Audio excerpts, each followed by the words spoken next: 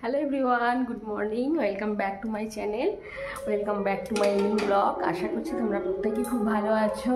তো আমরাও বেশ ভালো আছি। তো এখন সকালে 7:40 হয়ে গেছে আর কি। তো আনাজ সবজি সমস্ত কিছু কুটে নিয়েছি, কুটে নিয়ে রান্নাবান্না চাপিয়েও দিয়েছি। তো ওদিকে রান্নাবান্না হচ্ছে, আর এখন জামা কাপড়গুলো ধুয়ে নিয়ে আর কি ছাদে যাচ্ছি। তো ছাদে মেলে দিই, তারপরে আবার রান্নার দিকে যাব। আর ছেলে গেছে পড়তে, তো ওরা আজকে শনিবার 5 ক্লাস আছে। আর তোমাদের দাদাভাই গেছে বাজারের দিকে, তো ও বাজার থেকে কি নিয়ে আসে। আমি আবার বললাম যে রোজ রোজ মাছ খেতে ভালো লাগছে না, তো আজকে আর মাছ আনতে যেও না। তো ভাবলো যে তাহলে একটু ডিম নিয়ে আসে, হাঁসের ডিম বাজারে পাওয়া যায়, তো সেই কারণে গেছে। তো জানি না কি আনবে। তো চলো আগে চটপট করে কাপড় জামাগুলো মেলে দিই। কাপড় জামাগুলো এই তো সব মেলে দিয়েছি, এবার নিচে চলে যাব। রান্না বান্না হচ্ছে ওদিকে, চলো নিচে চলে যাই। আর আনাজ সবজি কুটতে অনেকটা দেরি হয়ে গেল, তো কেটে কুটে নিয়ে রান্নাবান্নাটাকে স্টার্ট করে দিলাম। রান্নাবান্নাটা চাপিয়ে দিই, তারপর বাদ বাকি কাজকর্ম টুকটুক করে করবো। রান্নাটার দিকে হতে থাকবে। রান্নার এক বালতি জল দাও না।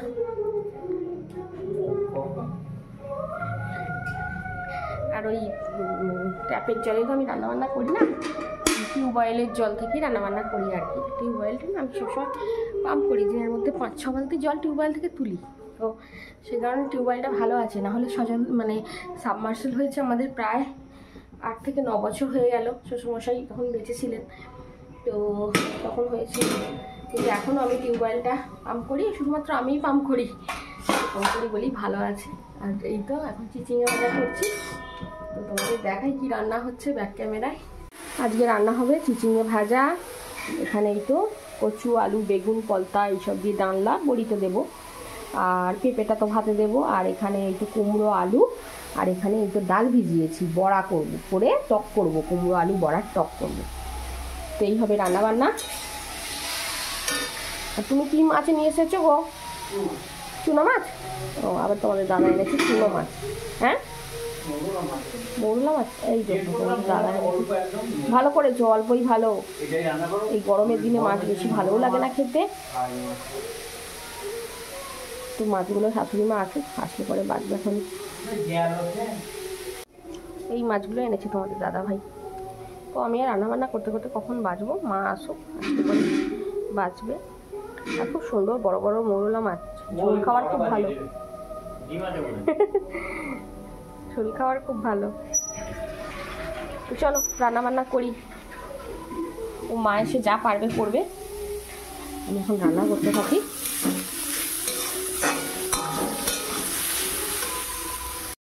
তো এদিকে শাশুড়ি মা আসছেন না দেখে আমি নিজেই মাছ ভাজতে বসে পড়লাম, কারণ আমার তো টাইমের মধ্যে করতে হবে তাড়াহুড়ো করে। এবার ওনার ভরসায় তো ফেলে রেখে দিলে হবে না। তো সেই কারণে আর কি আমি মাছ ভাজতে বসে পড়লাম। আর তোমাদের দাদাভাইকে বলছি যে একটু আমাকে ক্যামেরাটা ধরে, মোবাইলটা ধরে দাও। তো আবার একটু ফোনটা ধরে দিচ্ছে। আবার একটু ওই কড়ার মধ্যে চিচিঙে ভাজা হচ্ছে, ওটাও আর কি নাড়তে বলছি। তো একটু একটু নেড়ে দিচ্ছে মাঝে মাঝে। তো আবার আর কি ওই একটুখানি ফোনটাও ধরে দিচ্ছে। মাছগুলো বেছে নিই তাড়াহুড়ো করে, কারণ আবার তোমাদের দাদাভাই খেয়ে যাবে। তো সেই কারণে আর কি আরও একটু তাড়াহুড়োই করতে হচ্ছে। তো না হলে একটু ওয়েট করতাম শাশুড়ি মায়ের জন্য।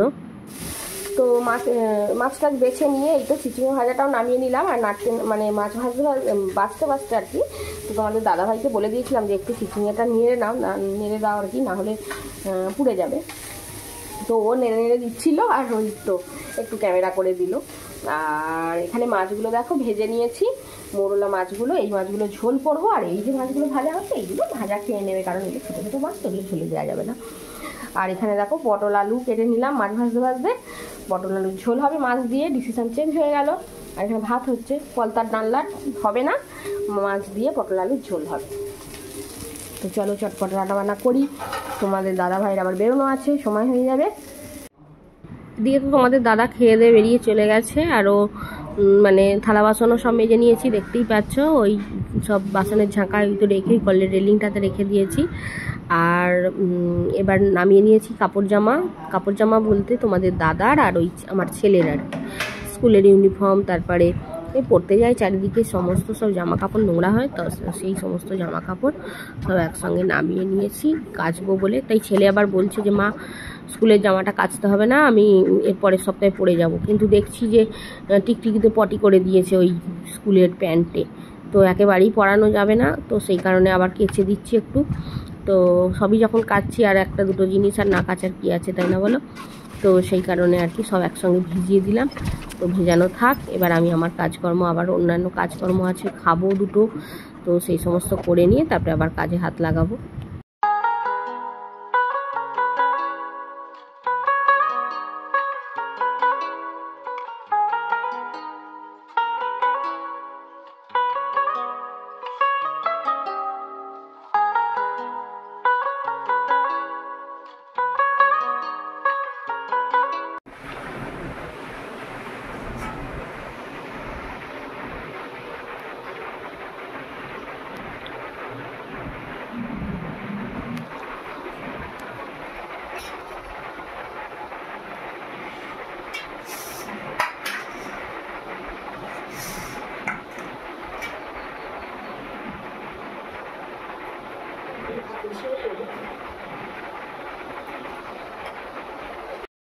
তো খাওয়া দাওয়া হয়ে গেছে, এখন এই তো এবার ছাদে যেতে হবে। কাপড় জামা সব নিয়ে ছেলের আছে ওপরে, বললাম চ বাবু, ভারী ভারী বালতি নিয়ে যেতে পারছি না, তুই একটু চ। তো সেই কারণে ও আবার নিয়ে গেছে। আর ছাদে না অনেক কিছু রোদে দিয়েছি, চাল রোদে দিয়েছি, তারপরে ওই তোমার হচ্ছে ওই গুঁড়ি রোদে দিয়েছি, গুঁড়ি ছিল অনেকগুলো, তো সেইগুলো রোদে দিয়েছি। আবার ওই শুকনো কপি করা ছিল, তো সেইগুলো রোদে দিয়েছি, অনেক কিছু রোদ্দুরে দিয়েছি। তো এবার সেগুলো সব গুছগাছ করে তুলে নিয়ে, যদি বৃষ্টি ফিষ্টি আসে আর ছেলে থাকবে না, এবার আমি তো একা পারবো না, চালগুলো কিছুগুলো চাল ও তো আমাকে দুজনে ধরে তুলে নেব। চলো চটপট তুলে নিই। একাই তুলে দিয়েছিস তো বাবু? এই দেখো দু বালতি সব আছে, এগুলো সব তুলে নেবো। আমার ছেলে আবার একাই তুলে দিয়েছে, তো এগুলো এবার ঘরে ভরে রাখি, বিকেলের দিকে এসে দেখি। না না ওগুলো গুছাতে হবে না, ওগুলো আমি তুলছি। জামা কাপড়গুলো মেলে দিই।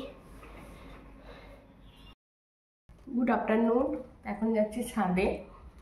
আজকে তো শনিবার, বাচ্চাটার পড়া নেই, তো এখন অলরেডি 5:30 বেজে গেছে। তো একটু শুয়েছিলাম, এই ল্যাব খাওয়া যাকে বলে। ছেলেও তো চলে গেছে বাড়িতে পড়তে, তো এখন এবার যাচ্ছি ছাদে।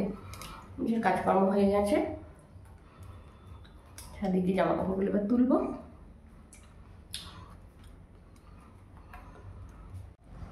তো ছাদে তবুও কিছুটা ঠান্ডা মতো আছে, ঘরে নিচে তো থাকাই যাচ্ছে না, এত গরম। জামা কাপড়গুলো তো তুলে নিই সব।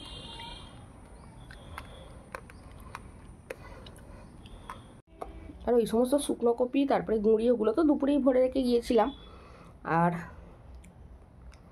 চালগুলো আর ভরা হয়নি, দেখি সন্ধ্যার দিকে পারি, যদি সন্ধ্যার দিকে এসে ভরবো, এখন আর ভালো লাগছে না। তো এখন জামা কাপড়গুলো তুলে নিই। এর মধ্যে আছে চালগুলো। আর এখন সন্ধ্যা টন্ধা দিয়ে এই তো কাপড় জামাগুলো গোছাবার জন্য লেগে পড়েছি। 3-4 দিন জড়ো করা আছে এই জামা কাপড়গুলো, তো গুছানোর সময় আর হয়ে উঠছে না। সমস্ত কাজকর্ম হয়, কিন্তু এই কাজটা করারই আর সময় হয়ে ওঠে না, এই হচ্ছে ব্যাপার। যখন দেখে খুব অসহ্য লাগে তখন মনে হয় একটু গুছিয়ে নিই, তো তখনই আর কি গুছানো হয়। আর এদিকে তোমাদের দাদাভাই চলে এসেছে, ওকে আবার গামছাটা দিলাম, এবার গাটা ধুয়ে ফ্রেশ হবে। আর আমি এদিকে সব গুছিয়ে গাছিয়ে নিয়ে যাবো আর কি রুটি তরকারি করতে। আর সন্ধ্যাবেলা তো তোমাদের দাদাভাইও চা খায় না, আমিও চা খাই না, এই সন্ধ্যাবেলা চা করার কোনো প্রশ্ন নেই। ওই আসলো একটুখানি লেবুর জল কি গ্লুকন-ডি এইসব গুলে দিই, তো আজকেও তাই ওই একটু গ্লুকন-ডি গুলে দিলাম। তো খেয়ে এবার ওই গা হাত ধুতে যাচ্ছে, আর আমি ওইদিকে কাপড় জামা গোছগাছ করতে লেগে পড়েছি। তো চলো জামাগুলো গোছগাছ করে নিই তাড়াহুড়ো করে, আবার তো রুটি তরকারি করবার পালা। আর বেশ কয়েকদিন ধরে ভাবছি যে আলমারিটা একটু গুছাবো, কারণ ওই বিয়ে বাড়ি গেল সমস্ত সব জামা কাপড় টেনে হিঁচড়ে বার করে সব পরা হয়েছে, ছেলে, আমি। তোমাদের দাদা ভাইয়ের সত্যি কথা বলতে এই আলমারিতে কিছুই থাকে না। ওর ও ঘরে ছেলে যে ঘরটায় শোয় ওই ঘরে আর কি, পাশের ঘরটা, মাঝের ঘরটায় আর কি ওর একটা ওই আলনা আলমারি যেটা আছে, তো ওটাতেই ওর জামা কাপড় সমস্ত কিছু থাকে তোমাদের দাদা ভাইয়ের A to Z। ওর এ ঘরে কিছুই থাকে না, শুধুমাত্র এ ঘরে আর কি রাত্রে ঘুমায়। তো যাই হোক, তো সেই কারণে আর কি ছেলের আর আমার এই ঘরে একদম পোল ঘন্ট হয়ে আছে আলমারি। তো তাকে একটু ভালোভাবে না গুছালেই নয়। তো আর মানে অন্য কোনো জিনিস আর কি খুঁজে পাওয়া যাবে না, এমন পরিস্থিতি হয়ে আছে। তো সেই কারণে ভাবছি একটু গোছগাছ করে নিয়ে তারপর না হয় যাবো রুটি তরকারি করতে। দেরি যখন হয়েছে আর একটু দেরি হোক, আর কি করা যাবে। আর এই দেরি করে না রোজের একদিনও মানে সময় হয়ে ওঠে না যে একটু আলমারিটা গুছাই বা একটু মানে পরিপাটি করে গুছিয়ে রাখি, ওই হচ্ছে ব্যাপার। তো আর কি করা যাবে, আজকে মানে যে নিয়েইছি যে গুছাবো। আর তোমাদের দাদা খাটে বসে আছে, ওর গাটা ধুয়ে ফ্রেশ হয়ে নিয়েছে, খাটে বসে আছে, আর আমি আর কি আলমারিটা গুছাচ্ছি আর ওর সঙ্গে গল্প করছি। তো চলো গল্প করতে করতে কাজকর্ম করে নিই। Good evening. এখন চলে এসেছি রান্নাঘরে। তো রান্নাঘরে এসেছি, রুটি তরকারি হবে, আর ওই সমস্ত গোছগাছ করতে করতে আমার 8টা বেজে গেল। কারণ সন্ধ্যাই হচ্ছে 7টা, তো 7টার সময় সন্ধ্যা দিলাম। সন্ধ্যা দেওয়ার পর ওই সমস্ত জামা কাপড় গোছানো, আলমারি গোছানো, এই সমস্ত কাজগুলো করলাম। তো এখন আর কি রান্নাঘরে চলে এসেছি, রুটি তরকারি করব। আর এই দেখো তরকারি মানে আজকে হচ্ছে তরকা। তো তরকা বানাচ্ছি আজকে। তো রোজ দিন এই রাত্রে মানে খাবার দাবার তৈরি করা একটা চাপের কাজ।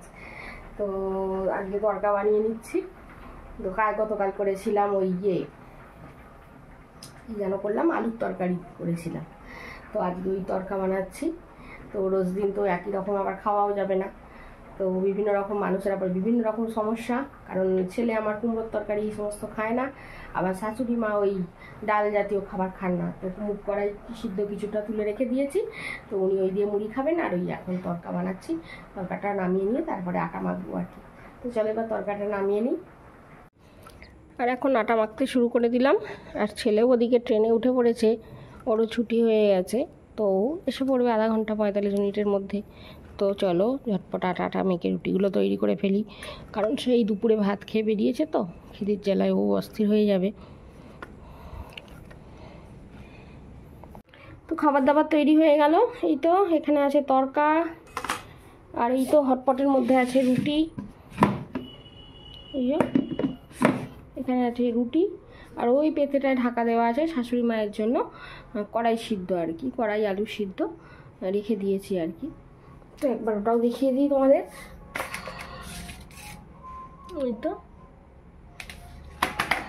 এই তো রাতের খাবার দাবার, আর আম কাটবো। তো রাতের খাবার দাবার তৈরি হয়ে গেল, এবার আম কাটবো।